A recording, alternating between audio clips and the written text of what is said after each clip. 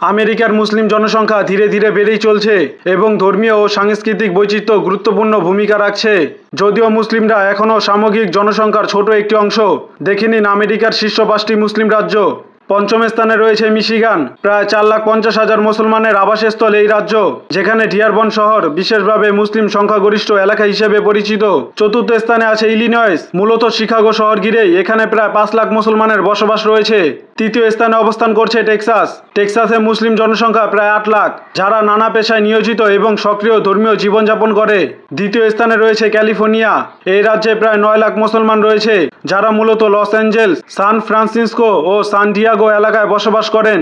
তালিকায় প্রথম স্থানে রয়েছে নিউ ইয়র্ক। মুসলিম জনসংখ্যার দিক থেকে শীর্ষে রয়েছে এই রাজ্য, যেখানে প্রায় 10 লাখের বেশি মুসলমান বসবাস করেন।